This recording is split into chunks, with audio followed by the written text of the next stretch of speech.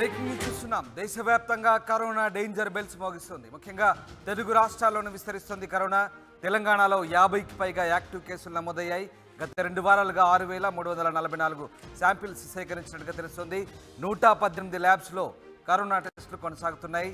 RTPCR టెస్టులు పెంచాలని ప్రభుత్వం ఆదేశాలు జారీ చేసింది. ప్రజలు అప్రమత్తంగా ఉండాలంటూ సూచిస్తోంది.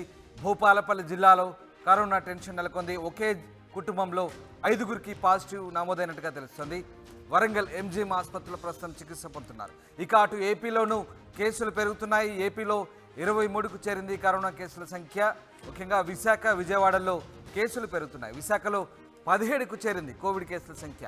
హోమ్ ఐసోలేషన్లో 15 మంది ఉన్నట్టుగా తెలుస్తుంది. ఇద్దరికి ఆసుపత్రిలో చికిత్స పొందుతున్నారు. 3 రోజులుగా కేసులు నమోదవుతుండడంతో సర్వత్రా ఆందోళన వ్యక్తమవుతుంది. శ్రీకాకుళంలో ఓ వృద్ధుడికి కరోనా పాజిటివ్ వచ్చినట్టుగా తేలింది. శాంపిల్స్ను జీనోమ్ టెస్ట్కు పంపుతున్నారు అధికారులు. ఇక ఇటు దేశవ్యాప్తంగా 4,000 మార్కును దాటింది యాక్టివ్ కేసుల సంఖ్య. 4,054 చేరింది. దేశంలో 24 గంటల్లో 628 కేసులు. అత్యధికంగా కేరళలో ఒక్క రోజులోనే 128 కేసులు నమోదయ్యాయి. ఒక కేరళలోనే 3,000 మార్కును దాటింది యాక్టివ్ కేసుల సంఖ్య. నెల రోజుల్లో 52% కేసులు పెరిగాయి. మహారాష్ట్ర థానేలోనూ కొత్త వేరియంట్ కలకలం రేగుతోంది. JN1 వేరియంట్ 5 కేసులు నమోదయ్యాయి. JN1 న్యూ వేరియంట్తో కరోనా వ్యాప్తి పెరుగుతుంది. రైట్, ఒకసారి ఏపీ వెళ్దాం. ఏపీలో వైజాగ్లో కూడా కరోనా కేసుల కలకలం రేగుతోంది. ముఖ్యంగా శ్రీకాకుళంలో కూడా వృద్ధునికి కరోనా పాజిటివ్ తేలినట్టుగా తెలుస్తుంది. మా ప్రతినిధి అనిల్ లైవ్లో జాయిన్ అవుతున్నారు. అనిల్, వైజాగ్లో కరోనా కలకలం రేగింది. ముఖ్యంగా వైజాగ్లో 10ల సంఖ్యలో కేసులు నమోదవుతున్నట్టుగా తెలుస్తుంది. ఏంటి తాజా పరిస్థితి ఏంటి? కోవిడ్ కేసులకు సంబంధించి అక్కడ వైద్య శాఖ అధికారులు ఏం చెప్తున్నారు? Thank you Ramdas. ఇప్పటికే మనం చూసుకున్నట్లయితే కనుక దాదాపుగా విశాఖ వ్యాప్తంగా 17 కరోనా పాజిటివ్ కేసులు నమోదైనట్టుగా ఇప్పుడే అధికారులు గుర్తించారు. అయితే దానికి సంబంధించినటువంటి టెస్టులకు సన్నద్ధంగా అధికార యంత్రాంగం అంతా కూడా ఉంది. ఇప్పటికే వచ్చినటువంటి 17 పాజిటివ్ కేసుల్లో 15 కేసులు హోమ్ ఐసోలేషన్లోనే ఉండి దానికి సంబంధించినటువంటి ట్రీట్మెంట్ తీసుకుంటున్నటువంటి సిచ్యువేషన్ ఉంది. 2 బాధితులు మాత్రం ఆసుపత్రిలో చికిత్స పొందుతున్నారు. అయితే వరుసగా 3 రోజుల పాటు జరిపినటువంటి టెస్టుల్లో వరుస పాజిటివ్ కేసులు నమోదు కావడంతో ఒక రకమైనటువంటి ఆందోళన పరిస్థితి విశాఖ వ్యాప్తంగా నెలకొందని చెప్పాలి. ఇప్పటికే శ్రీకాకుళంలో కూడా కరోనా పాజిటివ్ కేసు నమోదైంది.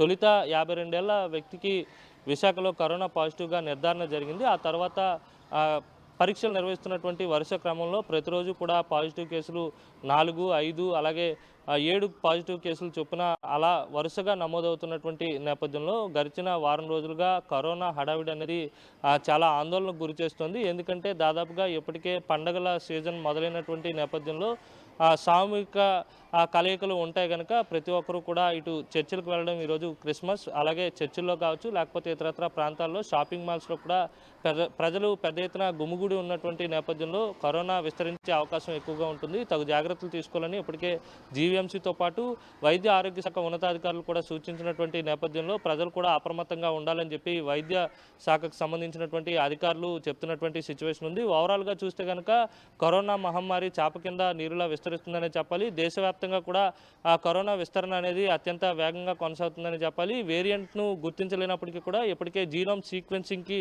ఆ శాంపిల్స్ అన్నీ కూడా పంపిస్తున్నటువంటి సిచ్యువేషన్ అయితే కనబడుతుంది. ఓవరాల్గా చూస్తే కనుక ప్రజలంతా కూడా అప్రమత్తంగా ఉండాలని ప్రభుత్వ యంత్రాంగం సూచిస్తున్నప్పటికీ కూడా ప్రజలు మాత్రం షాపింగ్ మాల్స్కి కావచ్చు, సినిమా థియేటర్లకు కావచ్చు క్యూ కడుతున్నటువంటి సిచ్యువేషన్ అయితే ఓవరాల్గా కనబడుతుంది. ఏదేమైనప్పటికీ కూడా ఒకప్పుడు దేశాన్ని కావచ్చు, ప్రపంచాన్ని గడగడలాడించినటువంటి కరోనా మహమ్మారి మరోసారి విజృంభిస్తుంది అనడానికి ఇవన్నీ కూడా తార్కాణాలని చెప్పాలి. ఎందుకంటే ఇప్పటికే పెద్ద ఎత్తున కేసులు నమోదవుతున్నాయి. పరీక్షలు అలాగే ఆ కరోనా ఏదైతే ఉంటుందో ఆ సిస్టమ్కి సంబంధించినటువంటి అన్ని వ్యవహారాలు మళ్ళీ పునఃప్రారంభానికి సిద్ధమవుతున్నటువంటి సిచ్యువేషన్ ఉంది. ఎందుకంటే ఆసుపత్రుల సన్నద్ధత, వైద్యులు అందుబాటులో ఉండడం, సిబ్బంది అందుబాటులో ఉండడం, ఇలా ప్రత్యేకమైనటువంటి బెడ్లు, వార్డులు ఏర్పాటు చేయడం, ఇటువంటి అన్ని అంశాలపై జిల్లా యంత్రాంగంతో పాటు రాష్ట్ర ప్రభుత్వం కూడా సన్నద్ధంగా ఉన్నటువంటి నేపథ్యంలో కరోనా కేసులు కూడా రోజువారీ పరీక్షలు చేస్తున్నటువంటి నేపథ్యంలో కేసులు కూడా క్రమంగా పెరుగుతున్నటువంటి సిచ్యువేషన్ అయితే ఉంది. ప్రజలంతా కూడా అప్రమత్తంగా ఉండాలి, తగిన జాగ్రత్తలు తీసుకోవాలి, మాస్క్ తప్పనిసరిగా ధరించాలి, భౌతిక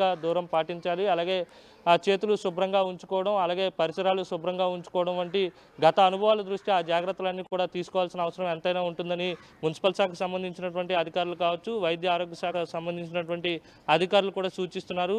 అయినప్పటికీ కూడా ప్రజలు కాస్త అప్రమత్తంగా ఉండాలనేది వారు చెప్తున్నటువంటి మాట. ప్రజలు మాత్రం ఇటు షాపింగ్ మాల్స్కి, సినిమా థియేటర్లకు, అలాగే సామూహిక ఎక్కడైతే ప్రజల గ్యాదరింగ్ ఉంటుందో ఆ గ్యాదరింగ్లు మాత్రం ఎక్కడా కూడా ఆగటం లేదని చెప్పాలి.